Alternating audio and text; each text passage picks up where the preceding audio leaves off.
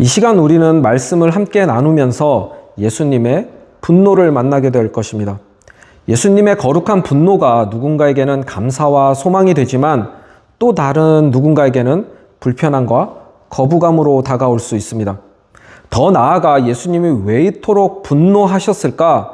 그 이유를 찾아가는 과정 가운데 우리의 믿음과 생각도 깊이 돌아보게 될 것입니다. 우리는 교회 안에서 신앙생활을 하면서 다양한 의견과 관점을 가지고 대화를 나누는 경우가 참 많습니다. 그 이유는 각자의 생각이 다양하고 중요하게 생각하는 영역이 다를 수 있기 때문입니다.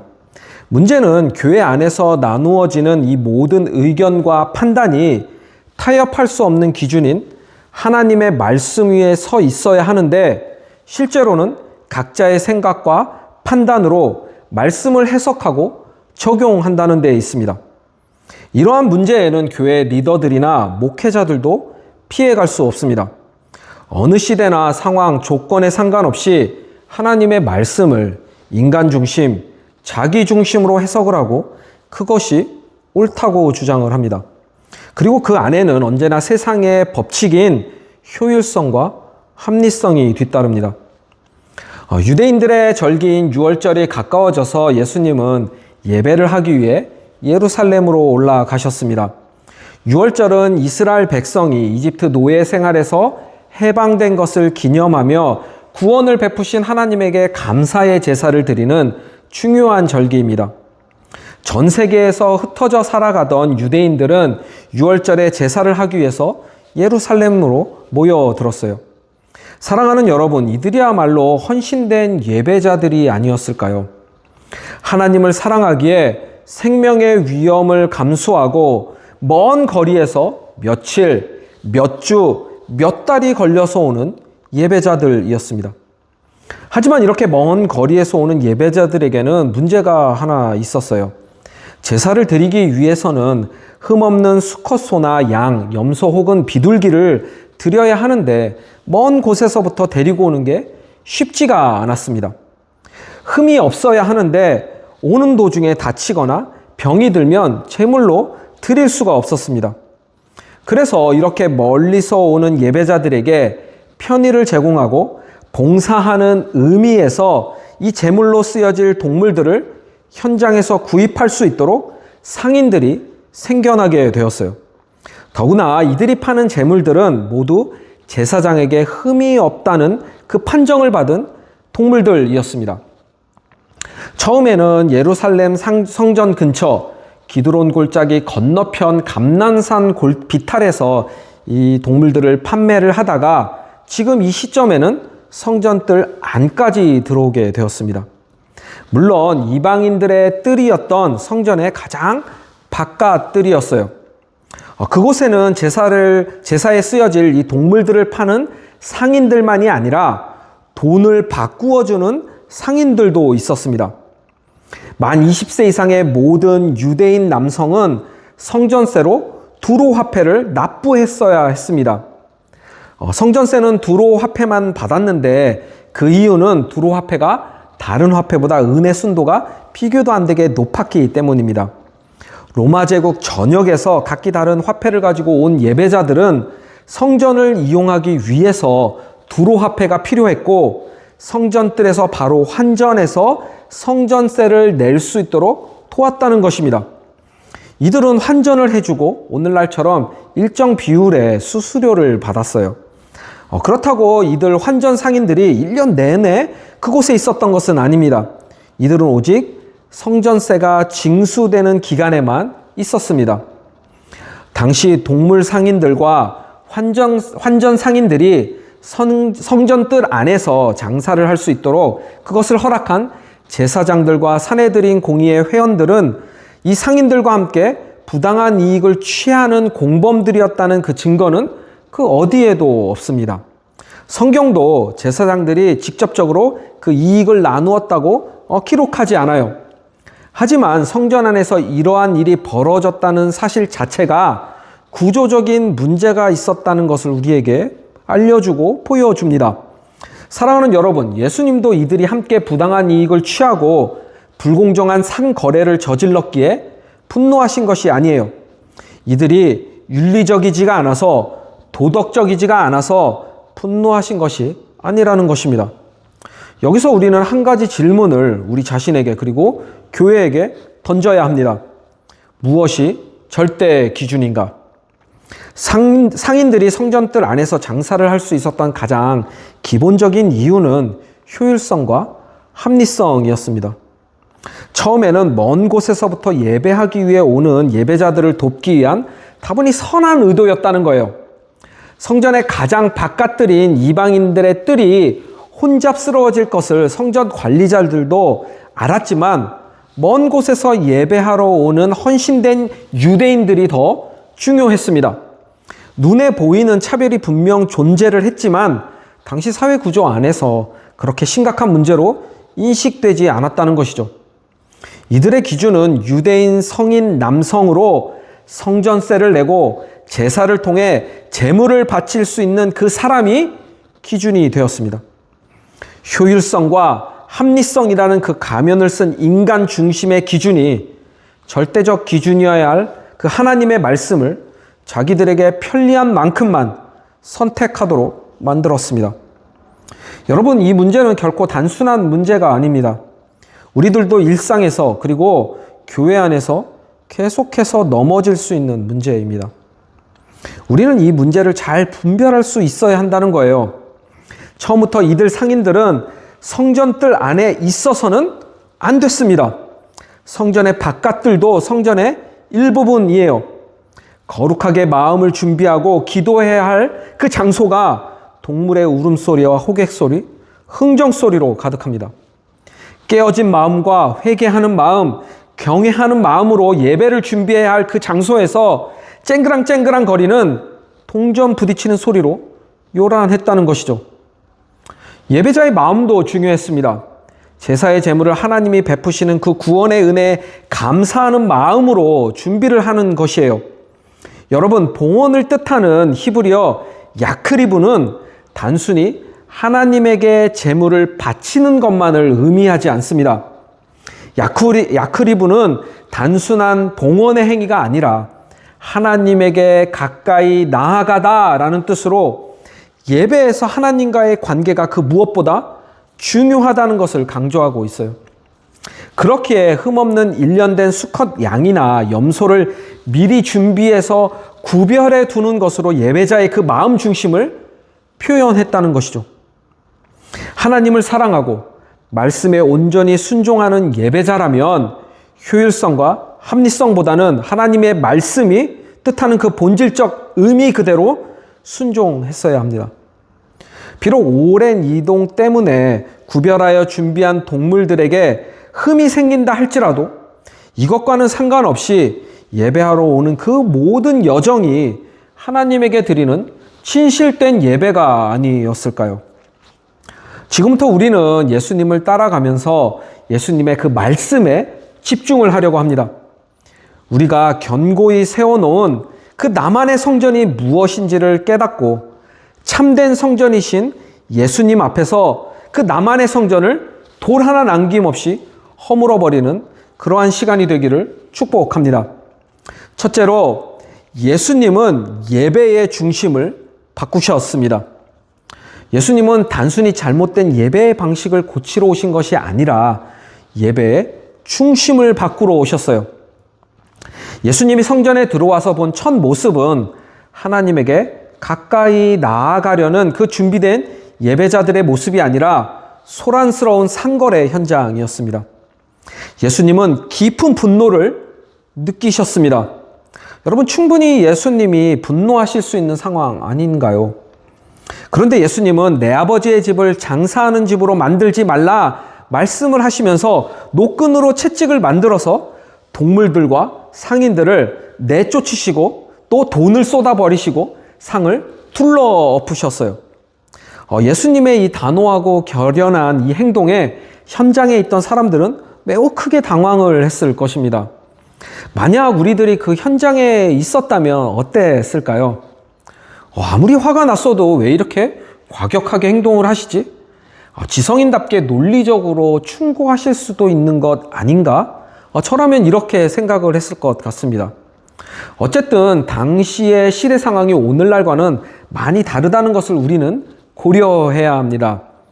당시 예수님의 행동은 매우 단호했지만 큰 소요를 일으키거나 군중들이 동요할 만큼의 행동은 아니었다고 추측이 됩니다. 그 이유는 성전 근처에 주둔하고 있던 로마 안토니아 요새의 로마 군인의 개입도 없었고 또 성전 경비대의 개입도 없었기 때문이에요. 또한 제자들과 성전 관리자들의 그 반응을 통해서도 그 예수님의 행동이 정당했음을 우리는 알 수 있습니다. 먼저 제자들은 시편 69편 9절을 떠올려서 당시 예수님의 그 행동을 이해를 했어요. 시편 69편 9절입니다. 주의 집을 위하여 열성이 나를 삼키고 주의 집을 위하는 열성이 나를 삼키고 주를 비방하는 비방이 내게 미쳤나이다. 다윗의 대적들은 다윗이 얼마나 성전에 대해 열심히 있었고 마음을 다해 헌신을 했는지 그 마음을 이해하지 못하고 그를 비방하고 조롱을 합니다. 이에 다윗은 그 억울함을 지금 하나님에게 호소하는 내용이에요. 사도 요한은 여기서 의도적으로 한 동사의 시제를 미래형으로 바꾸어서 인용을 합니다. 본문 17절입니다. 제자들이 성경 말씀의 주예전을 사모하는 열심이 나를 삼키리라 한 것을 기억하더라. 이 구절을 읽으면 많은 사람들이 예수님의 열심에 초점을 맞춥니다. 얼마나 하나님을 향한 사랑이 열심이었으면 성전을 정결하게 하시려고 평상시에 안 보이던 그 분노하시는 모습과 과격한 행동을 하셨을까? 맞아요. 예수님은 하나님을 그 누구보다도 열심히 사랑하셨습니다. 그렇기 때문에 아버지의 집이 장사하는 집으로 바뀌는 것에 대해 분노를 하셨어요. 만약 이것이 예수님이 성전을 정결하게 하신 이유의 전부라면 예수님은 예배의 방식이 잘못되었다고 꾸짖는 그 정도에 머물 뿐이라는 거예요. 하지만 예수님은 예배의 중심을 완전히 바꾸시려고 지금 성전을 정결하게 하셨다는 것입니다. 사도 요한이 의도적으로 미래형 시제로 바꾼 이 동사는 삼킬 것이다, 카타파게타이입니다. 이 동사는 탐욕스럽게 먹어치우듯이 몽땅 집어삼키다, 집요하게 파고들어 완전히 빼앗다라는 의미를 가진 미래형 동사입니다. 무엇을 상징하는 것일까요? 예수님의 하나님을 향한 그 사랑의 열심이 언젠가 십자가 죽음으로 예수님을 삼킬 것을 상징합니다. 원수들은 예수님의 모든 것을 집어삼키고 끝까지 집요하게 몰아붙여서 결국 예수님의 목숨까지 빼앗을 것입니다. 사도 요한도 나중에야 예수님이 왜 성전을 정결하게 하셨는지 그 이유를 온전하게 이해할 수 있었어요. 예수님이 십자가에서 죽으시면서 흘리신 그 피로 아버지의 집을 흰눈보다 더 희고 깨끗하게 정결되고 거룩한 곳으로 바꾸셨다는 거예요. 우리들은 하나님에게 직접 가까이 나아갈 수 있도록 예수님이 완전한 희생제물이 되셨습니다. 이제 성전에서 제사하기 위해서 정결한 동물도 그리고 성전 세금도 더 이상 필요 없게 되었어요. 사랑하는 여러분, 이 진리와 우리를 향한 예수님의 그 사랑이 보이시고 느껴지십니까? 예수님은 돌로 지은 건물을 정결하게 하신 것이 아니라 당신 자신을 십자가에 완전히 내어주심으로 참된 예배의 중심이 되셨습니다. 예배의 중심은 오직 십자가에서 죽으신 예수 그리스도라는 거예요. 신학자 칼 바르트는 이렇게 말합니다. 예수 그리스도는 예배의 주체이자 내용이며 동시에 예배를 가능하게 하시는 분이시다. 그렇다면 오늘날 우리의 예배는 어떻습니까? 우리는 마음을 다하고 뜻을 다하여 예수님 안에서 영으로 온전하게 예배를 하고 있나요? 아니면 효율성과 합리성 그리고 복을 누리기 위해 계산된 그 마음이 예배의 중심을 차지하고 있지는 않습니까? 우리는 끊임없이 예배의 중심인 예수님을 붙들어야 합니다. 사탄은 우리가 온전하게 예배하지 못하도록 우리를 집어삼키려고 할 것이고 끝까지 집요하게 몰아붙여서 그 모든 것을 빼앗으려고 하기 때문이에요. 하지만 이미 예수님은 십자가의 피로 우리를 정결하게 해 주셨습니다.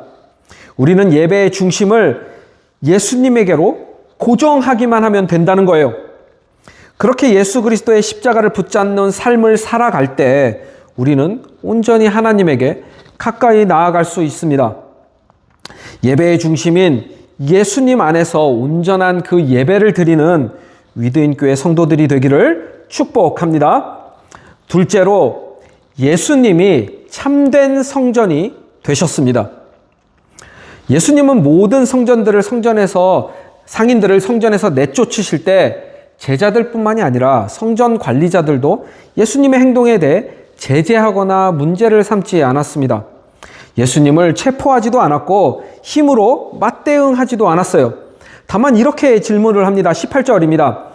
이에 유대인들이 대답하여 예수께 말하기를 내가 이런 일을 행하니 무슨 표적을 우리에게 보이겠느냐? 여기서 유대인들은 성전 관리자들 혹은 사내들인의 대표들이었는데 이들의 질문이 여러분 조금 이상하지 않습니까? 여러분 이해가 되시나요? 갑자기 이들은 엉뚱하게 예수님에게 표적을 요구합니다. 우리는 이 질문들을 통해서 이들의 그 속마음을 알 수가 있어요. 이들 유대인들은 예수님이 상인들을 내쫓아서 그 성전을 정결하게 만든 그 근본 이유에 대해서는 전혀 관심이 없습니다.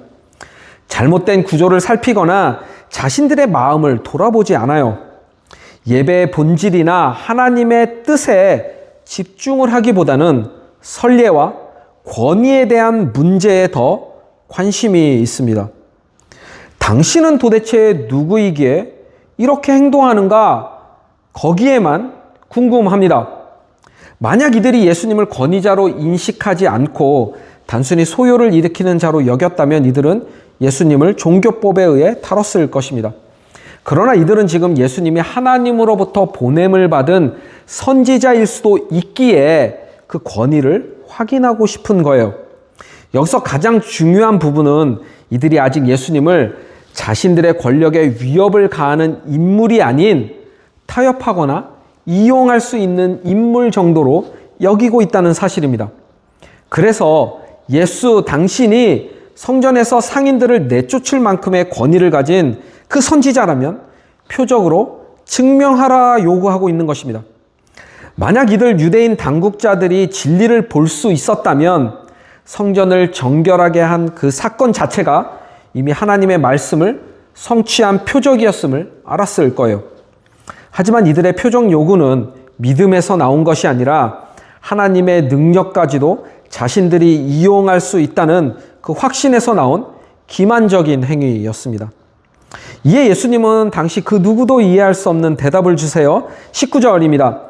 예수께서 대답하여 이르시되 너희가 이 성전을 헐라 내가 사흘 동안에 일으키리라. 예수님의 대답에 유대인 당국자들은 당황을 합니다. 이 말은 실행이 불가능할 뿐만이 아니라 만약에 완전히 파괴된 성전을 사흘 만에 다시 지을 수 있다면 그 예수님의 권위를 인정할 수밖에 없는 초월적인 그 표적을 지금 예수님이 지혜롭게 제시하고 있기 때문입니다. 유대인 당국자들은 46년 동안 건축 중이었던 이 건물을 사흘 만에 다시 세울 수 있다는 예수님의 대답에 당연히 믿기 어렵다고 대답을 하죠. 함께 있던 그 제자들도 예수님의 대답을 이해할 수 없었어요. 사도 요한은 예수님의 십자가 죽음과 부활을 목격하고 난 후에야 이때 왜 예수님이 이렇게 말씀을 하셨는지 이해할 수 있었습니다. 그리고 예수님의 그 십자가 죽음과 부활을 경험한 제자들에게 이 말씀은 믿음의 표적이 되었습니다. 사랑하는 여러분, 예수님은 십자가에서 완전한 제물이 되어 참된 예배의 중심이 되었을 뿐만이 아니라 궁극적인 제사, 궁극적인 예배가 드려지게 될 참된 성전이 되셨습니다. 십자가에서 죽고 장사된 지 사흘 만에 죽음을 이기시고 부활을 하셔서 예수님이 참된 성전이 되셨다는 거예요. 이제 더 이상 성전은 건물이 아닙니다. 이제 예수님을 통해서 우리는 하나님에게 가까이 나아갈 수 있게 되었습니다. 하나님은 예수님 안에서 우리를 만나시고 예수님 안에서 우리의 예배를 받으세요.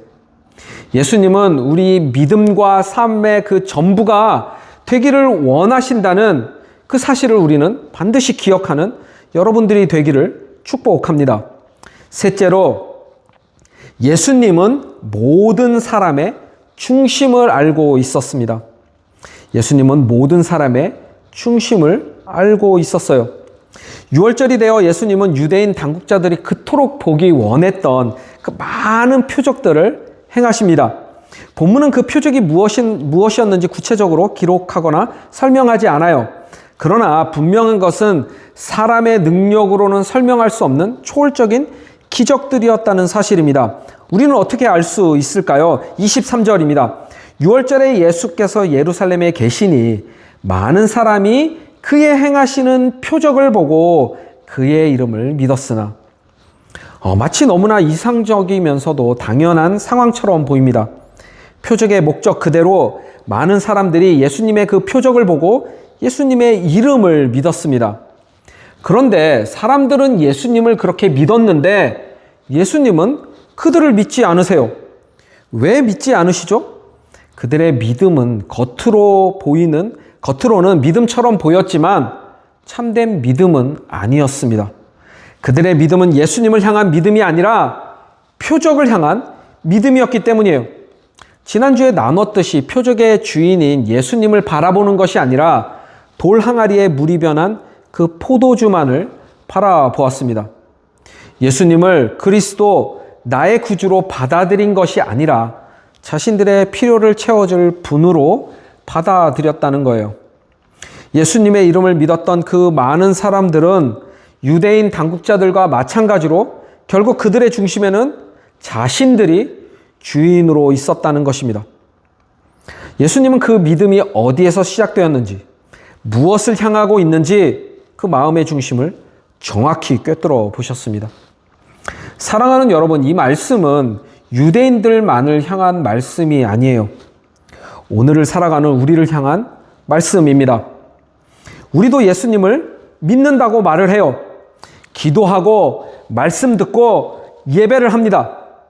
그런데 우리 자신에게 우리는 질문을 던져야 한다는 거예요. 나는 정말 예수님을 믿고 있는가? 아니면 예수님을 통해 내 삶의 유익과 평안을 바라는 것인가? 예수님은 나의 주인인가? 아니면 내 인생의 문제를 해결해 줄 분인가? 예수님은 겉으로 드러나는 그 신앙의 행위를 절대 보지 않으십니다. 우리들처럼 예배를 잘 참석하는지, 교회에서 얼마나 봉사를 하고 헌신을 하는지, 선교에는 동참을 하고 있는지 그 겉모습으로 판단하지 않으신다는 거예요. 예수님은 우리의 중심을 보십니다. 그리고 그 중심이 여전히 우리 자신이라면 예수님은 우리에게 그 성전을 돌 하나 남김없이 허물라고 말씀을 하십니다. 사랑하는 여러분, 우리는 예수님을 믿고 있습니까? 아니면 예수님을 이용하고 있습니까? 참된 믿음은 예수님을 믿는다는 고백에서 멈추는 것이 아니라 온전히 나의 인생을 맡기는 믿음입니다. 오늘 우리는 예수님이 분노하시는 모습을 보았습니다. 예수님의 분노는 사람을 정죄하고 판단하기 위한 것이 아니에요. 오히려 사람을 살리기 위한 분노였습니다. 성전을 정결하게 하셔서 자신이 걸어갈 그 십자가의 길을 예비하셨습니다. 십자가에서 완전한 희생 제물이 되셨어요. 그리고 십자가에서 죽은 후 사흘 만에 부활을 하셔서 참 성전이 되셨습니다. 우리가 하나님에게 가까이 나아갈 수 있도록 만들어 주셨어요. 우리를 위해 자신의 그 모든 것을 완전하게 내어 주셨다는 것입니다. 사랑하는 여러분, 우리는 더 이상 돌로 지은 성전이 아니라 예수님을 붙들어야 합니다. 우리가 의지하며 안전하다고 붙들고 있던 그 나만의 성전을 돌 하나 남김없이 허물어야 합니다. 우리가 남김없이 허물어야 하는 것은 그러면 무엇일까요? 나 스스로의 내 스스로가 삶의 기준이 되는 것, 나의 경험이나 계획 혹은 나의 유익을 위해 하나님을 이용하는 것은 아닙니까? 사랑하는 여러분, 이 시간 하나도 남김없이 허물어서 주님 앞에 내려놓읍시다. 주님, 이제부터 내 안에 그 어떠한 성전도 짓지 않겠습니다. 참된 성전이신 주님만이 나의 구주이십니다. 그렇게 고백하기를 원합니다. 그리고 말만이 아니라 삶으로 주님을 드러내고 인생을 주님께 온전히 맡김으로 믿음을 증명하는 여러분들이 되기를 축복합니다. 그럴 때 예수님은 우리 안에 거하시고 우리의 예배를 받으시며 우리의 삶 전체를 통해 하나님의 영광을 드러내실 것입니다. 예배의 중심이 되시며 참된 성전이신 예수님을 따라 온전한 그 십자가의 길을 묵묵히 매일매일 신실하게 걸어가겠습니다. 그 믿음의 고백과 결단으로 온전한 예배자의 삶을 살아가는 저와 여러분이 되기를 주님의 이름으로 간절히 축복합니다.